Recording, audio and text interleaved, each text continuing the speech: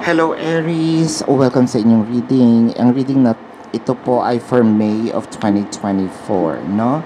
So, para po sa mga continuous na or patuloy na sumusuporta sa channel, maraming salamat po from the bottom of my heart. Appreciated po lahat ng ginagawa ninyo. Para po sa mga bago nakaka-discover pa lang ng channel, don't forget to click the subscribe button, smash the like button, comment below kung kayo nakaka-resonate, hit that notification bell. At kung gusto niyo po ng dalawang reading po mula sa akin, dun po sa kabilang channel, that is Babaylan TV, no? So, kung gusto niyo pong sumali din sa ating live session, sa kabilang channel din po yun. So, simulan na natin, Aries. By the way, magandang balita. Kung meron kayong mga katanungan na yes or no yung format, comment nyo lang po kasi sumasagot na tayo. So, ito na talaga. Let's start. So, may gusto kang sabihin. Parang gusto mo na talagang either hingin ang kamay, kung lalaki ka, no? Kung gusto mo nang hingin ang kamay ng taong mahal mo, no? Well, syempre, kung babae, pwede ganun din. Wala naman ng ano ngayon, di ba? Wala nang barrier, no? Or nag-aantay ka, no? Na hingin na yung iyong kamay, no? Pwedeng ikaw ito, pwedeng ito yung taong karelasyon mo, no? Yung binabasahan ko, Aries, it doesn't matter. Ang binabasa ko dito is yung nangyayari sa buhay mo at saka yung dynamic, no?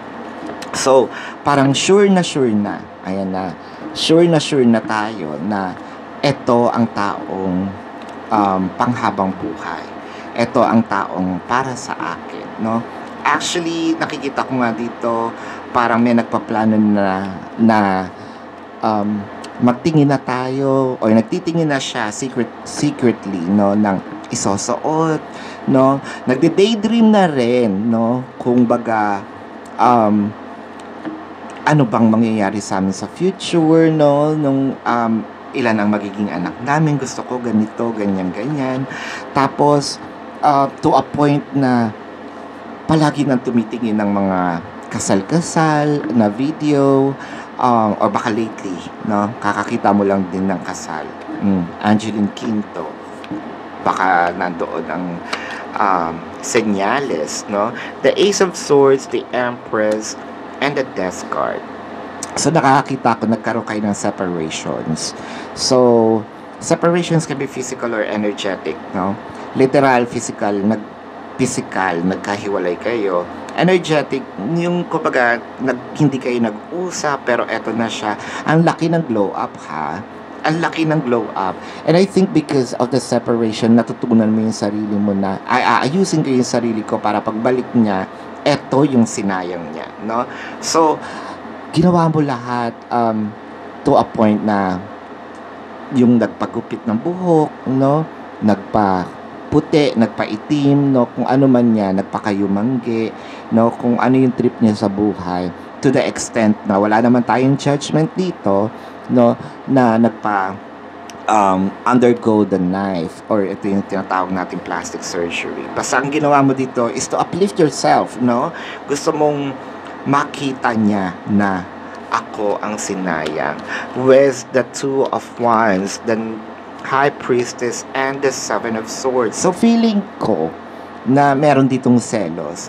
Meron dumating yung part na nagkaroon ng third party, no? So, parang ang ayos-ayos niya may sumingit, no? Iba talaga ang mga kontrabide, no? Pero ang maganda naman doon is yun yung naging way mo para I will be a better me, no? So, ito na ang version 2.0 ni Aries. The Six of Pentacles, the Four of Wands, the Seven of Wands. So, ang maganda naman dito, hindi mo binitawan yung part na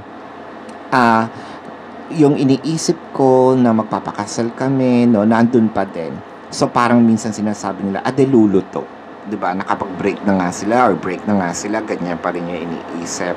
Kasi deep within your heart, hindi naman ito naiintindihan ng tao, no? Ang nakikita lang nila yung outer layer, no? Pero deep within, hindi nila naiintindihan kung ano talaga nangyayari behind closed doors. So, sa'yo, ang iniisip mo, either gagawa din ako ng paraan para magkabalikan kami, diba? with the Chariot in here, the Hierophant, and the Ten of Swords, to a point na siguro kinulong mo pa yung sarili mo, hindi ka nagpakita, no? Parang meron kang surprise para pag nakita kayo.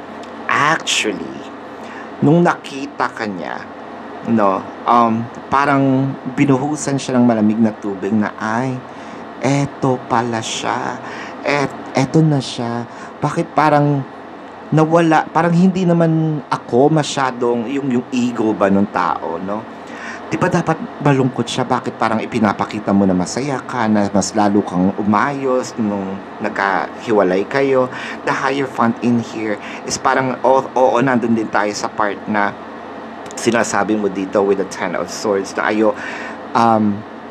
kumbaga pinahinga mo yung sarili mo. Well, in fact, nagkaroon ka din talaga ng pahinga. Aminin naman natin yon. Pero kahit na meron ka mga pahinga, nandito pa rin yung babalikan ko, no? Actually, gustong mag-sorry nitong taong to, no? Maganda kasi, ito yata yung sinasabi niya na gusto niya nang mag-sorry, no? Aries. Gusto niya nang humingi ng tawad, gusto niya nang ayusin yung mga bagay-bagay sa inyo, at actually, ang nakikita ko is, sasabihin niya dito na papakaseryoso na siya, no? Ang nakikita ko dito, mahilig ka sa mga matatamis, no? Ang kinakausap kong Aries dito is mahilig sa matatamis, mahilig actually din sa mga adventure, no?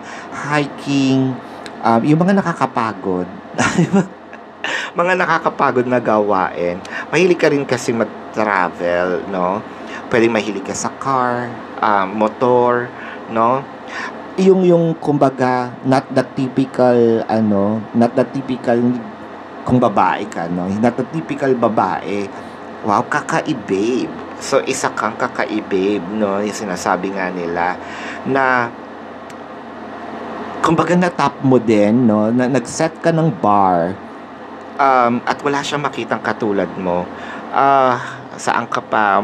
Actually, meron kang gusto mo ng pet, pero wala ka pang pet or may allergy ka. As of the moment, hindi. Pero malapit ka sa hayop, 'di ba?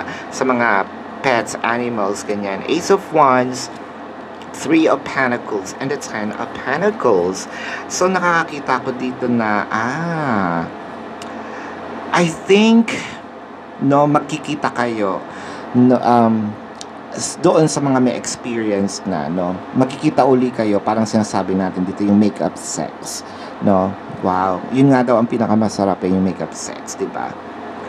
Inosente, nagpapaka-inosente. Ito yung parang part na after nyo mag-break up, no? It doesn't matter kung sa motel siya, sa bahay, no? Pero magkakaroon dito ng make-up sex na ito yung parang magiging senyales yung dalawa na, oo nga, na-miss niya nga ako, no? Hindi man niya sabihin ang pagka-miss niya sa'yo, nakikita ko naman yung pagkahumaling niya dahil binago mo nga yung sarili mo sa maraming paraan.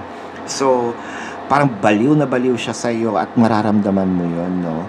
So, eto ang iyong reading for now, Aries. Tignan natin ang zodiac signs ng taong mahal mo. Well, nakakita ko ng Taurus, Leo. Taurus, ayan, very dominant. Cancer, nasabi ko ba yung Leo? Oo, Taurus, nasabi ko nga siya. Scorpio, no? So, yan ang iyong reading for now, ngayong month ng May. And, Aries, sa mga patuloy na sumusupport po, maraming salamat. I truly appreciate you guys. Para po sa mga bago, don't forget to click the subscribe button, smash the like button, comment below kung kayo nakaka-resonate.